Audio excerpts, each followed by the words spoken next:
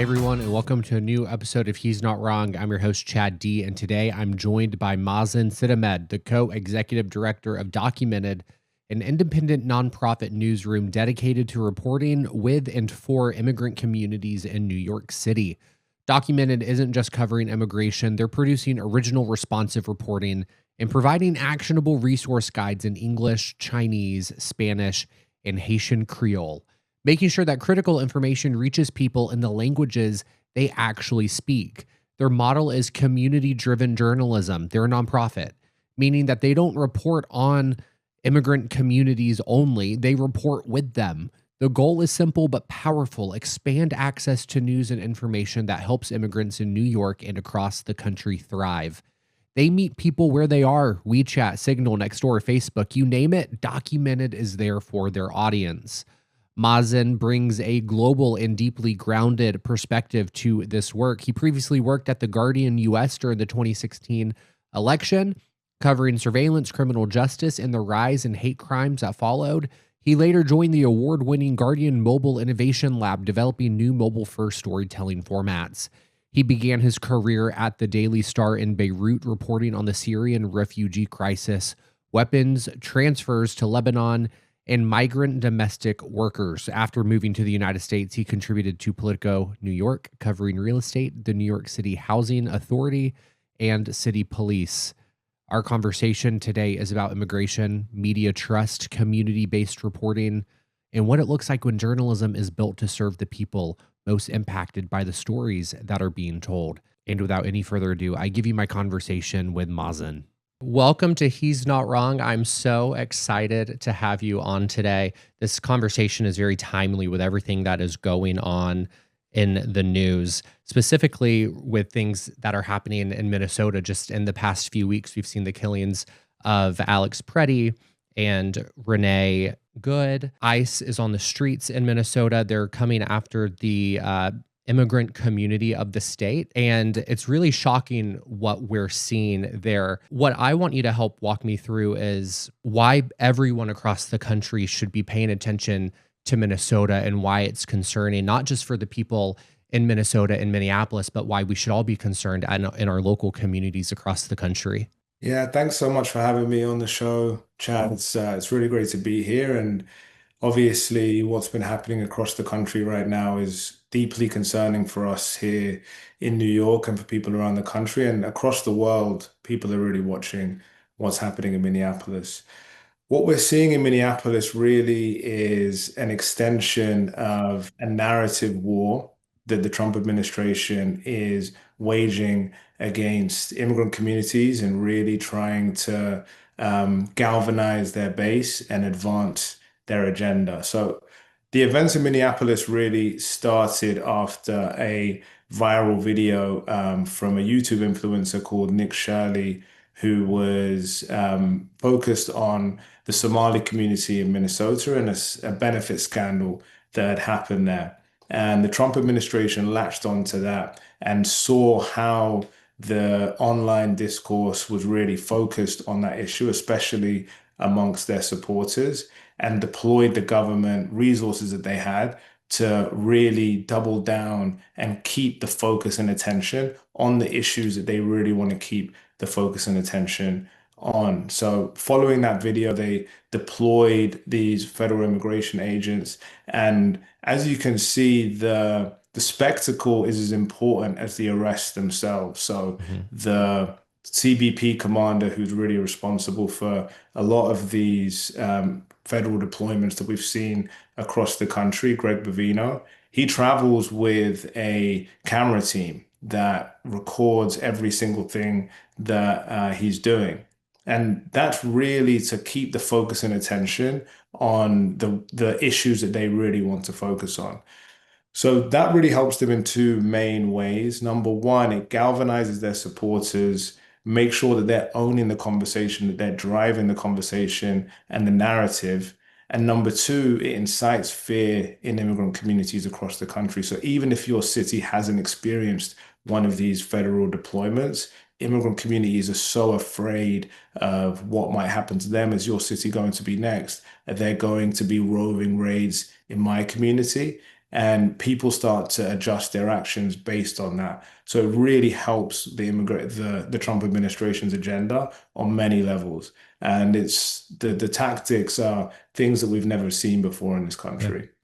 I've talked about that on the specifically that on the podcast before, how the Trump administration and the right wing politicians, they deploy these very extreme right wing influencers to go into these cities, for instance, to Portland, to film certain ICE agents stoking fear within the community. And then so you have these video clips where there might be a few people on a street who are loud and to their base might seem obnoxious, but what they're doing is actually peacefully protesting in their community, and they use those clips to justify unrest. So then Trump can then send more people into those cities to justify him putting military on our streets. One thing that I find really disturbing is the fact that they do that. That is their model. We have seen it in multiple cities across the US within the past year. But then you have Don Lemon and other local journalists in Minneapolis who are covering the protests, like when the church service was disrupted, and then they're getting arrested. What does that say to independent journalists and news outlets like Documented that cover things that might not paint Trump in a good light when this is the example that we're seeing play out? Yeah, the arrests of Don Lemon and Georgia Fort were incredibly troubling and petrifying for a lot of journalists. And I think for many Americans, it was really a amping up of some of Trump's strategies and something that journalists and media organizations and other publishers that we're in community with were worried about in Yeah. advance of the incoming Trump administration. So I think the goal of arresting people like Don Lemon and Georgia Fort is part of a broader strategy to simultaneously undermine the public's trust in the media ecosystem, while also, as you said, incite fear in individual journalists. So authoritarians around the world use this tactic. The goal is really to create a sense that any media organization that is not publishing things that the administration likes is not trustworthy.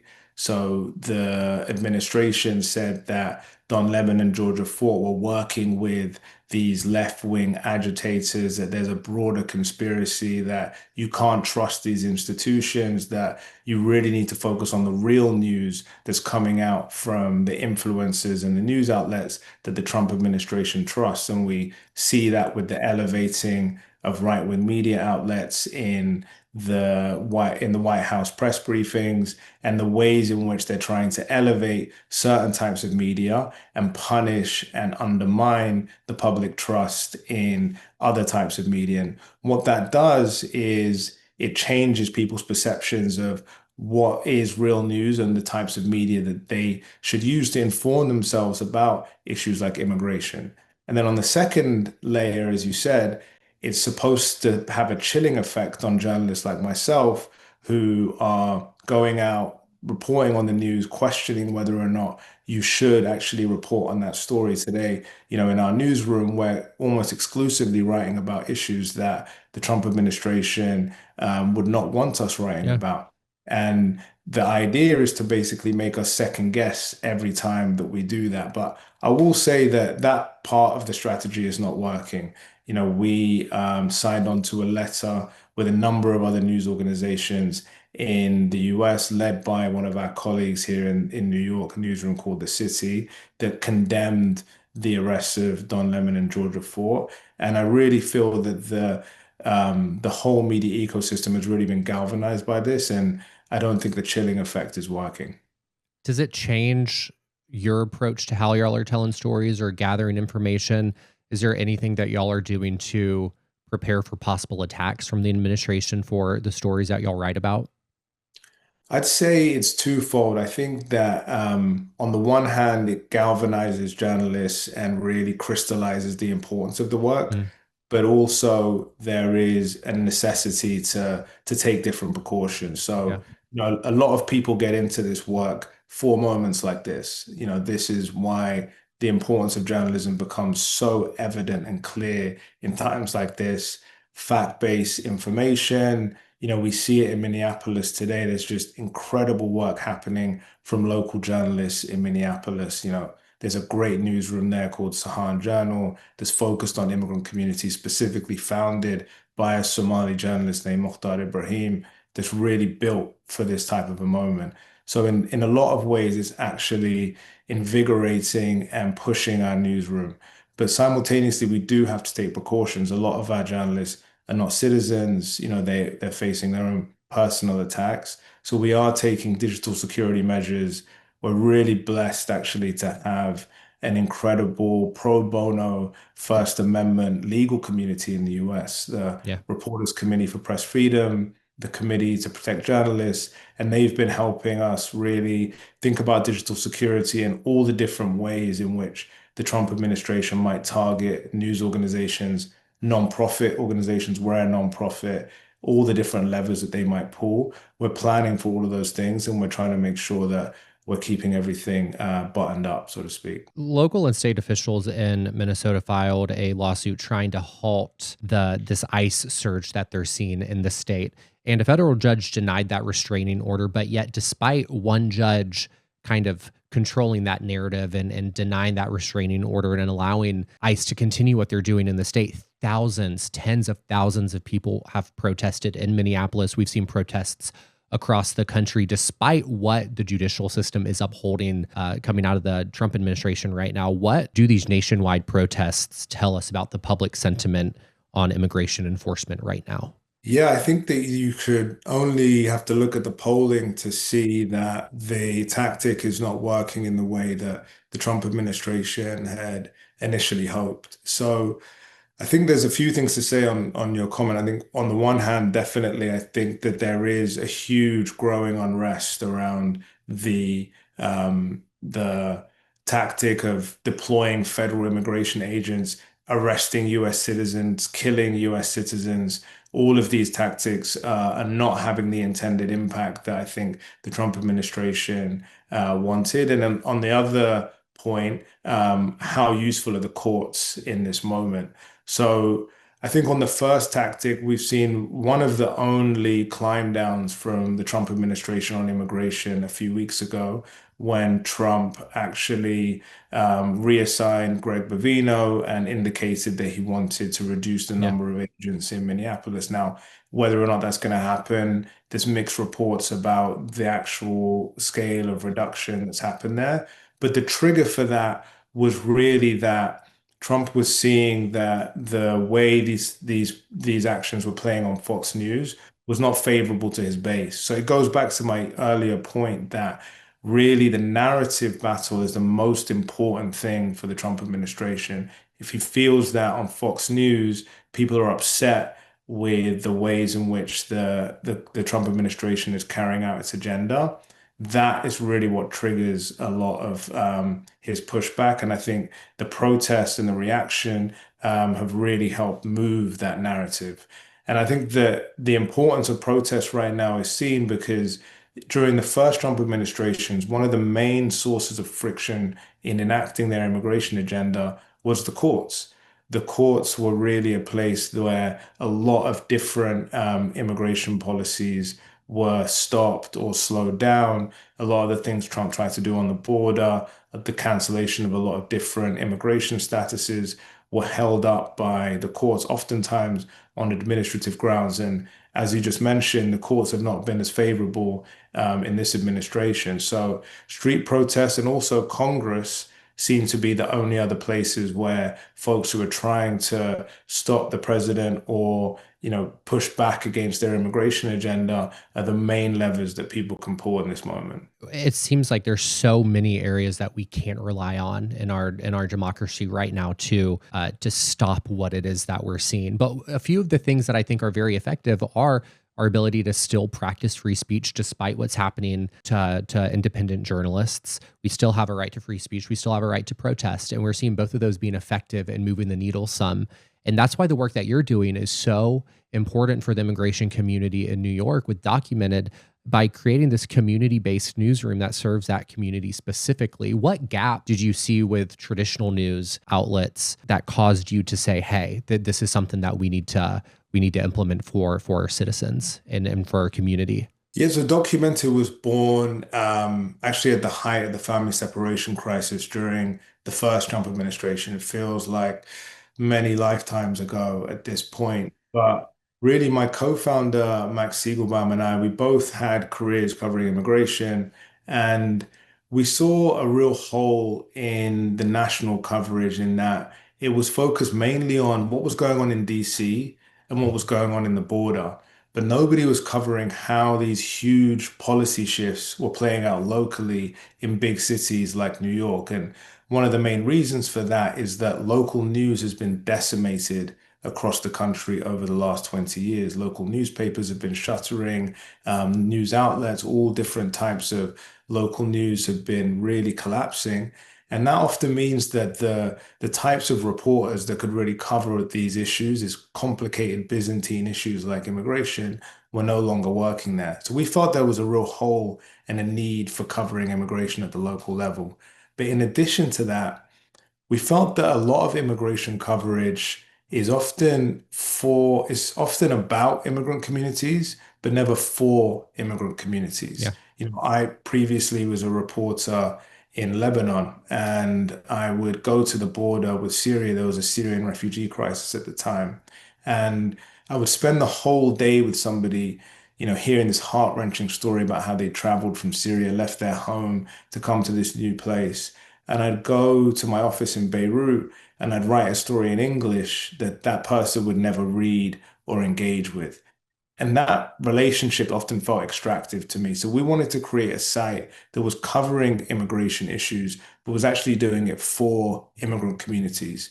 So we built Documented to do that. And today we publish the news in English, Spanish, Chinese, and Haitian Creole. And we distribute the news via WhatsApp, WeChat, and we actually use a Nextdoor account as well. That is so fascinating to me, recognizing that you have to find people where they are, and that's where you need to meet them. You can't just rely on the mainstream outlets to provide the information that people need and expect that that's where they're going to go. And you have said that published news is often not for immigrant communities. And what I'm curious about is how the approach with documented changes how you report and how you source stories and the way that you distribute that information. You talked about the distribution a bit, but what about the actual reporting and sourcing of information and how that's framed? So we employ a community-led a community-led journalism model in how we reach immigrant communities. So, most journalism, the way I was trained to do journalism at journalism school, the way I did journalism, and most of the news outlets that I worked at previously is very top down. You as a journalist, you know what's best, you know what's newsworthy. But at Documented, we actually try and let the community lead us on what they think is most Mm. important and focus on the issues that they care about the most. And the way that we do that is we actually go out and we listen.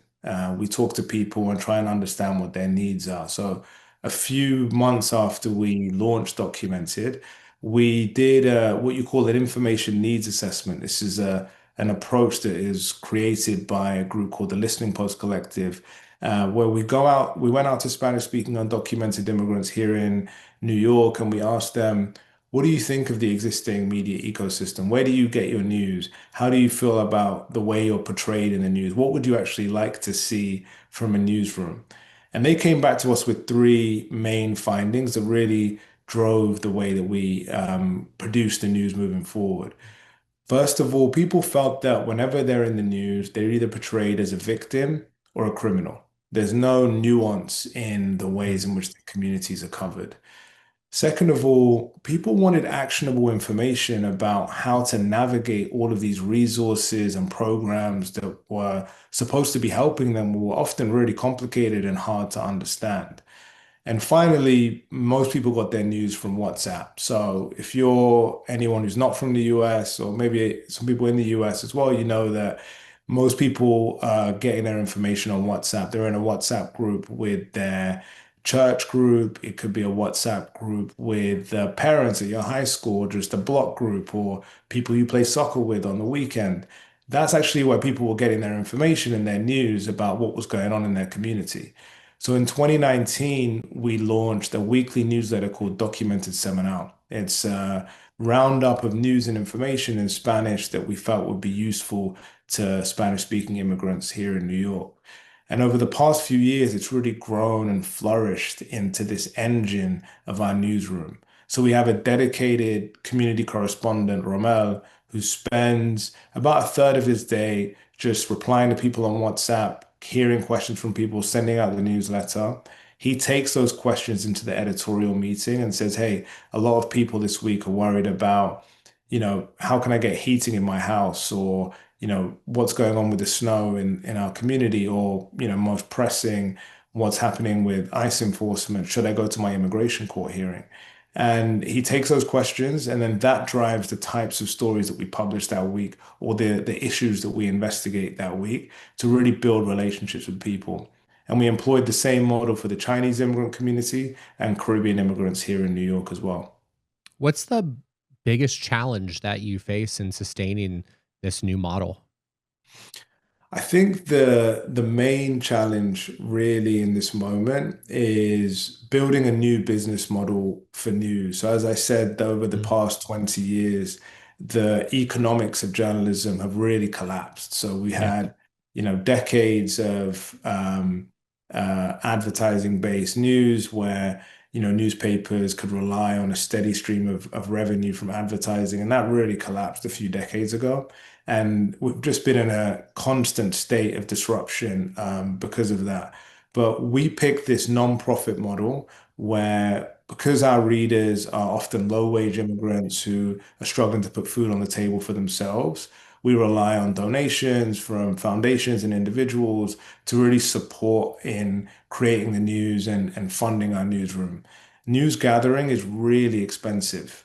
Going out, fact checking the news, actually having reporters at a protest and making sure that they're safe, making sure that everything that they're reporting is accurate is really expensive. And building a news organization that does that takes a lot of resources. So we're really trying to build this new model of nonprofit news, which has been incredible. We're actually part of a movement across the country of folks, oftentimes journalists like me and Max, who were laid off from their local newspaper, who decided to start their own nonprofit newsroom. And we're seeing that growing throughout the country. While at the same time, there's this collapse of media in a Mm. lot of other different sectors of our industry, the nonprofit news media has been, a small, bright light in all of that. I'm curious about how you measure the success in the work that you're doing. Because right now, even in that collapse of that traditional media ecosystem, the pulling of advertising dollars, it's all fragmented. There still seems to be a level of measuring their success based on clicks and based on views and advertising dollars. So with that being the way they measure success, not on the impact of a story, but rather on the monetary value of a story, how do y'all measure success? How do you look at something and go, yeah, that had an impact and we need to do more of that? That's such a great question, and it's a big, big conversation in our industry right now. So we really think about impact on a few different levels. So first, there's the systematic level, the issues that are coming up from our community.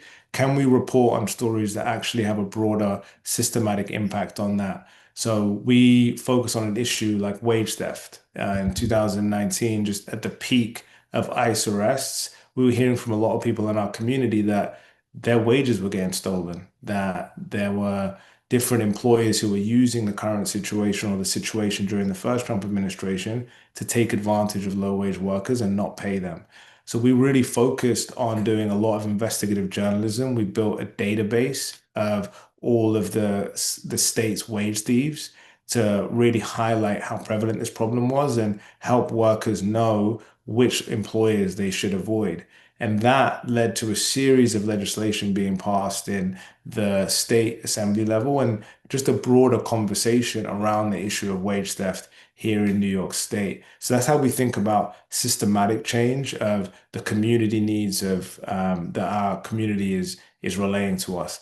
And then we think about it on the individual level. So a lot of times we're sharing resources, guides, helping people navigate New York City. We had a lot of people coming to New York when the the governor in Texas was busing migrants to New York City. People were arriving in the city, they didn't know how to navigate the city. They were trying to find housing, they were trying to find access to English classes, all of those different things.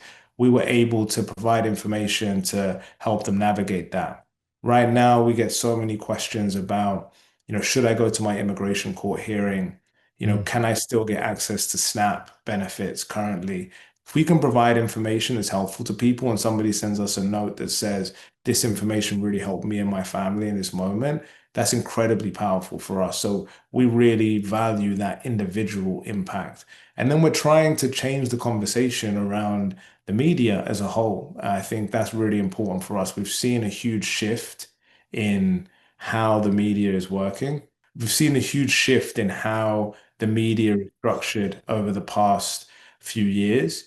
And really, we're trying to help people understand what you just outlined, which is that we can't rely on those old metrics. But finally, I will say that it's important to have an audience. The reason that the Trump administration has been so successful is that a lot of these influencers and folks that are driving the discourse in our country have huge audiences. So it is still important for us to try and build audiences to make sure that our work is resonating with people, but we have to think about doing that in a different way. One thing that I admire about what you're doing, as we talked about, is going to where these immigrant communities are, and that's in these untraditional media spaces and sharing information with them. And I had a guest on last month, and she was talking about using those same spaces, but using it for collective action in mobilizing your community. So there's a lot of immigrant communities in Alabama who might not feel safe going to get their groceries. So you can use WeChat or you can use Signal, you can use Nextdoor to say, hey, I'm going to go do a grocery run. Does anyone need anything, need groceries?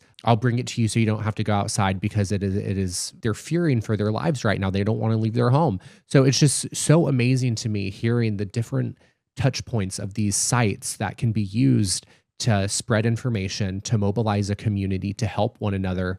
And it's just, I mean, it is just fascinating and mind blowing the work that y'all have done and the good that's being used in these spaces. I appreciate that. And I do think that's the future of how people are going to get information and mobilize. I do think that these broad-based platforms, a lot of people are moving away from them, feeling that the discourse on there is not reflective of what they want to be speaking about, feeling somewhat disconnected from their local communities. And I can see a future in which a lot more newsrooms are approaching distributing information in this way. And as you said, a lot more organizations that want to organize people in their communities, connect with people in their communities, are utilizing these smaller, closed platforms to really build that. I think the pandemic and the mutual aid movement that really grew out of that in New York specifically often utilizes a lot of these small WhatsApp groups to organize people and get people together. And we're seeing that now a lot with the Ice Watch groups in New York as well, that a lot of the local ice watches in New York are organized on these very closed, small spaces. We talked a little bit about the fractured media landscape right now, and the way it used to work is there were just several main news outlets and channels, and everyone listened to all of them. But now we have such a fractured media landscape where people really don't go outside of their narrow lane, and that's the only information that they're getting. And oftentimes, the news and information about immigrant communities and what's going on with ICE is very distorted, and that's the only information that people are getting. So I want to ask you about how we combat those falsehoods and those inaccurate reports and the narrow mindsets that people might have based on the information that they're only getting. How do we reach new people? How do we share truth with how fast things are going right now and how fast I information really, spread?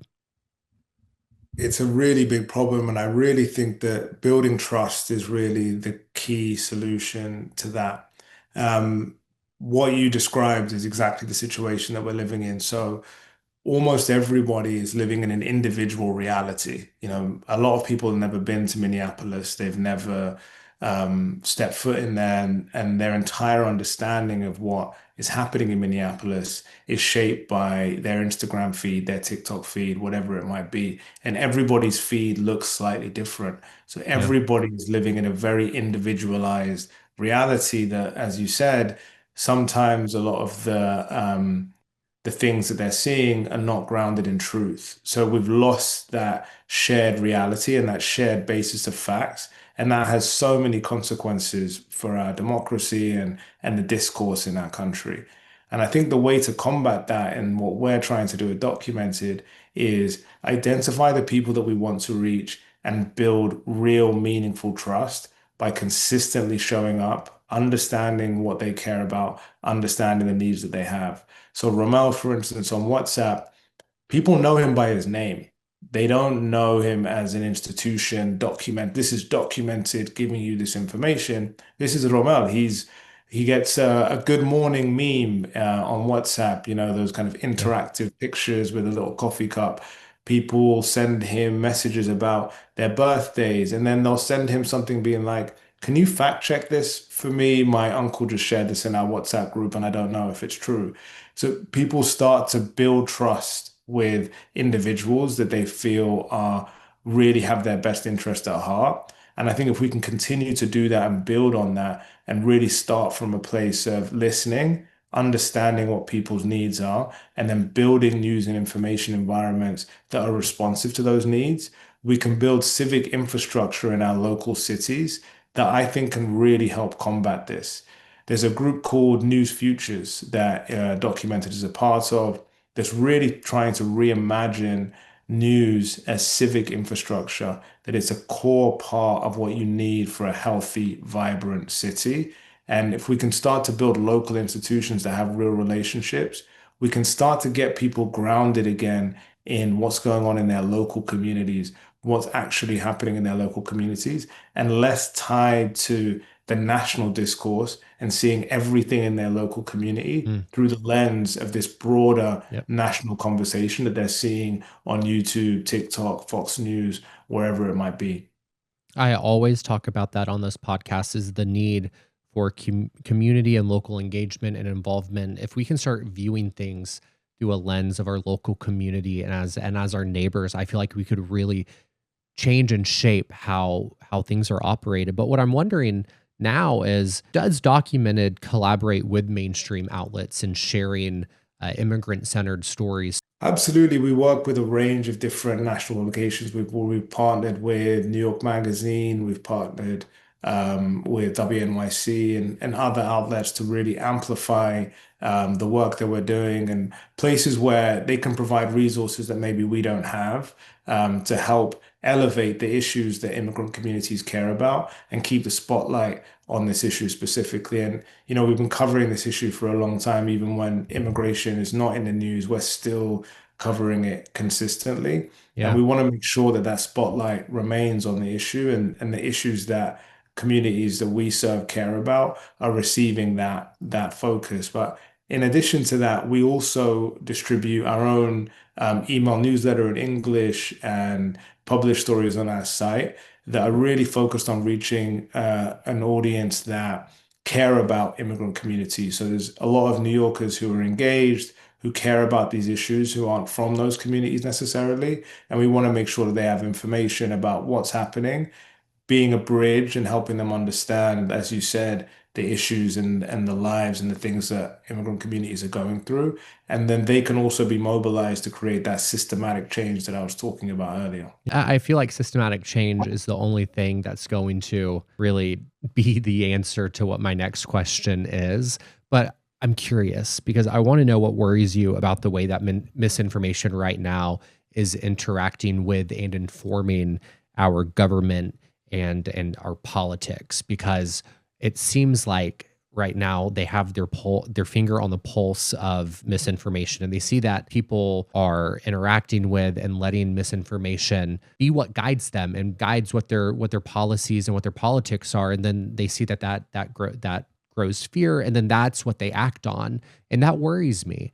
And it's going to take systematic change to put an end to that. But I want to know what worries you most about that coming from your journalism field. Yeah, I think that what we are seeing is that the right wing influencer kind of network that exists online was Yeah. probably a few years ahead of the traditional journalism industry, and we're playing catch up right Mm, now. So I think that a lot of the folks, Nick Shirley, others, people that work directly with the Trump administration had a better understanding of how people were consuming information and the type of information and the type of news and the type of packaging that does really well online. So for a long time, I think Ben Shapiro on the right and Tucker Carlson have spoken about the fact that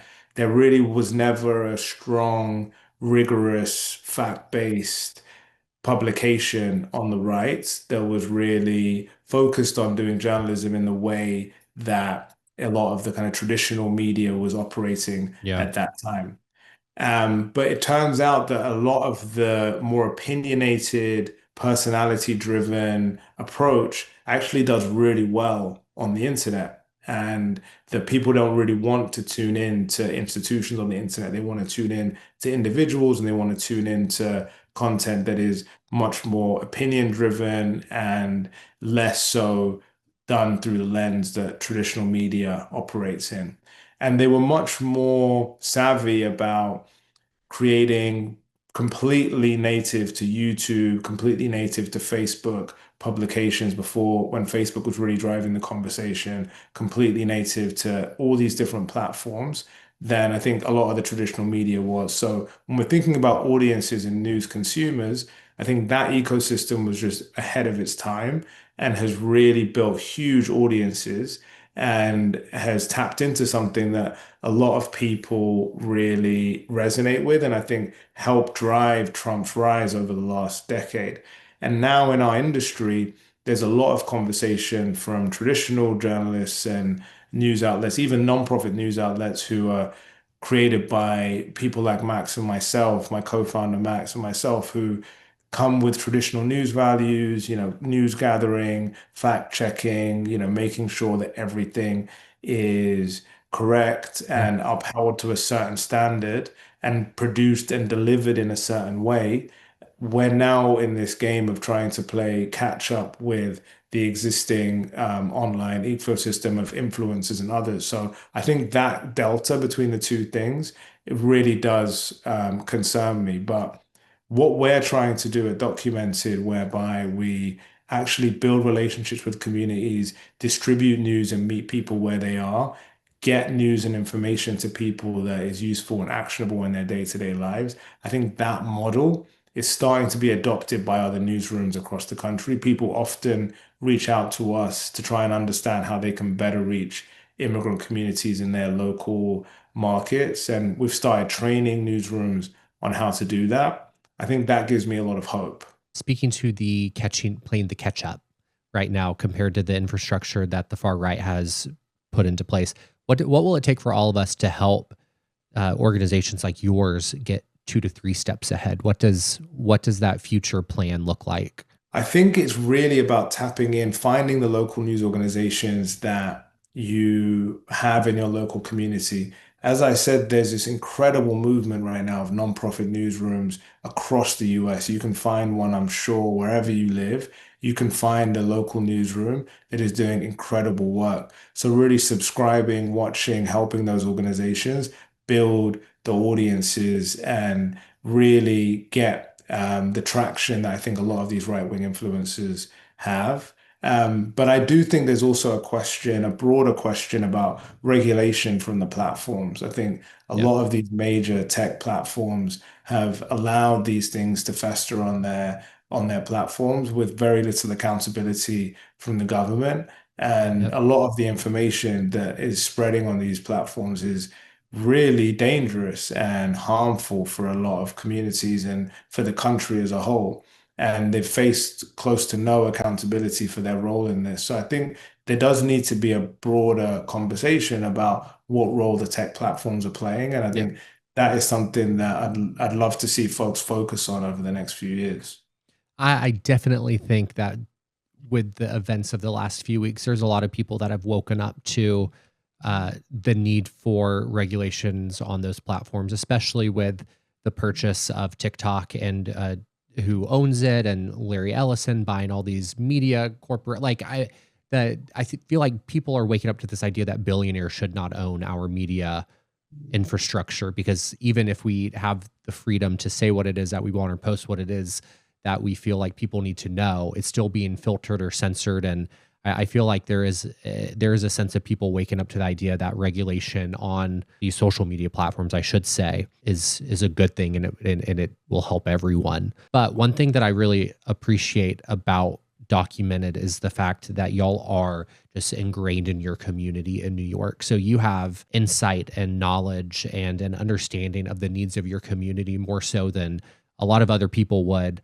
in the journalism field. So knowing what it is that your community is saying, having your finger on the pulse of your community, what are the top three concerns and questions that your newsroom is getting from the immigrant community right now? It has been a really challenging year just being in the positionality that we have. And we also have a staff who's personally dealing with a lot of these issues Yeah. as well. You know, a lot of our staff are from the communities that they serve. So it has been a really challenging time. And I'd say the top three concerns would be ICE arrests, Yep. the number one concern. The second would be putting food on the table. And finally, somewhat connected, it's around jobs. So on ICE, you know, we haven't faced the federal enforcement that a lot of other cities have faced. I think a lot of New Yorkers are bracing themselves for that to happen. Yeah. But despite that, there's been an almost 200% increase. We published a story last week on the data. There's been an almost 200% increase in ICE arrests in New York City. These are targeted arrests that are happening in different communities, and people are seeing ICE patrolling in their neighborhoods more than they've ever seen them before. And that obviously has so many other chilling effects. Like you mentioned earlier, people are afraid to go out and do groceries. People are afraid to take their kids to school. We've seen arrests at schools. There was a high school student arrested last year, and a drop in attendance at a number of different schools in immigrant neighborhoods. And generally, it's causing a lot of panic in the community. One of the main tactics that ICE deployed last year was arresting people at their immigration court hearings. So this was a tactic that was spread throughout the country, but New York was one of the main places that was affected by it. So a number of the questions we were getting is, should I go to my immigration court hearing? What happens if I move my court hearing online? What are the consequences of that?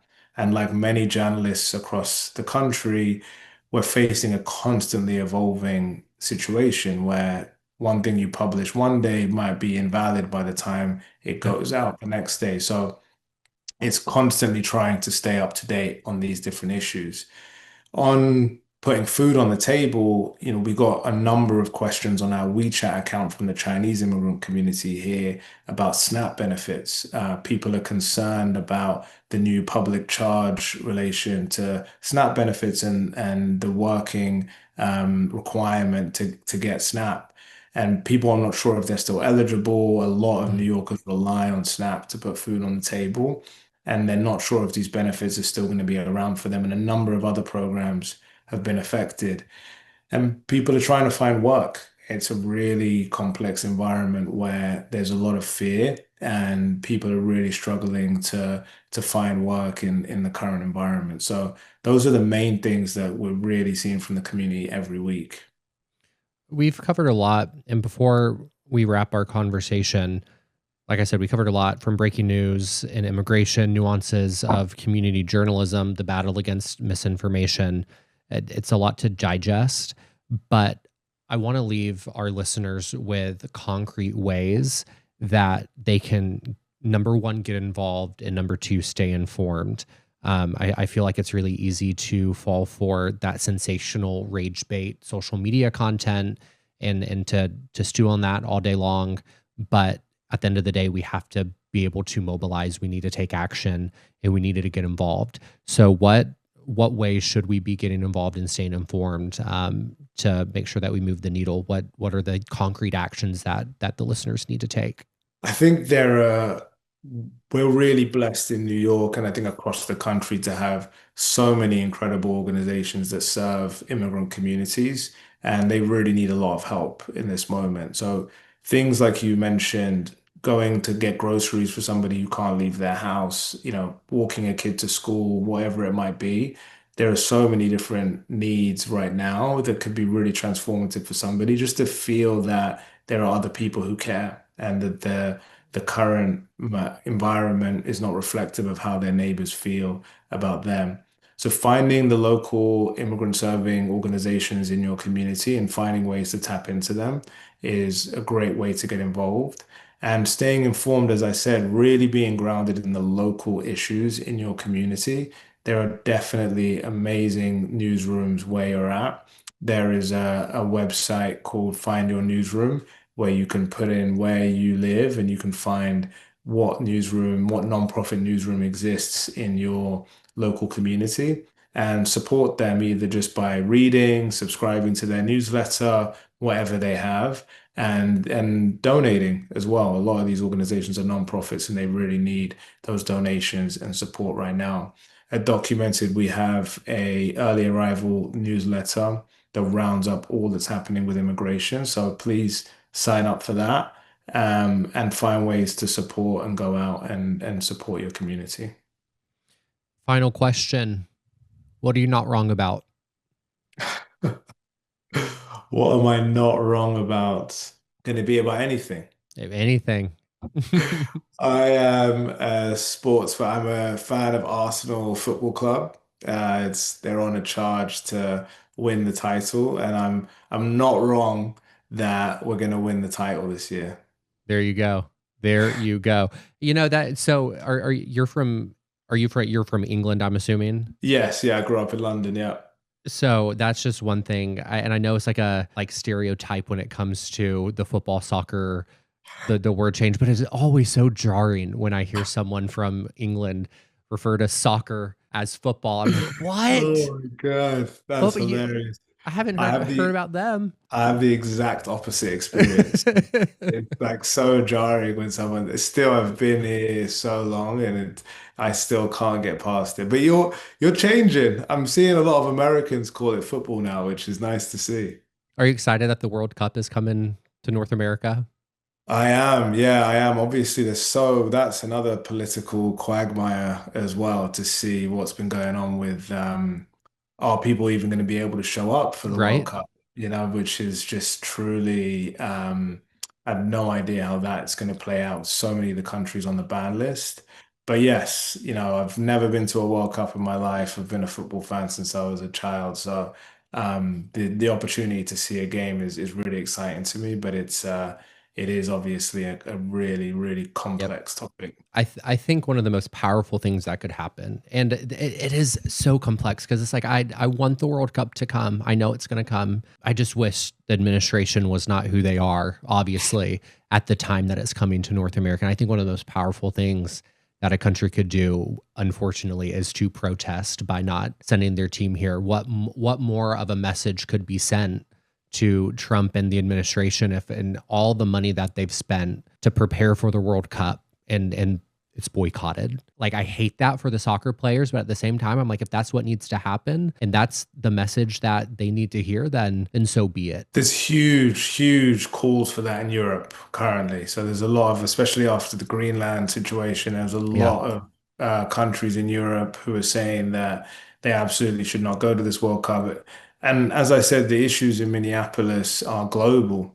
They're Hmm. huge topics of discussion across the world right now. Everybody is watching very closely what is happening and are feeling outraged. So it's not impossible that there will be, for the first time in my lifetime at least, the boycott of the World Cup.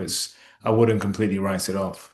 I think there's a lot of opportunities coming up in this next year that have the impact if we protest correctly and in the right way and in unison with one another. I mean, I really feel like a message could be sent with the 250th birthday for America being in Right. July and all the events surrounding that. You have the Olympics right now. The Olympics will be hosted in America in 2 years. I mean, the opportunity is ripe for protests and for people to use these moments to spread how unhappy we are with what's going on and how disgusting the administration is. But we'll see what happens. I can only hope. But I am so grateful for the work that you do, for your expertise, for your time today.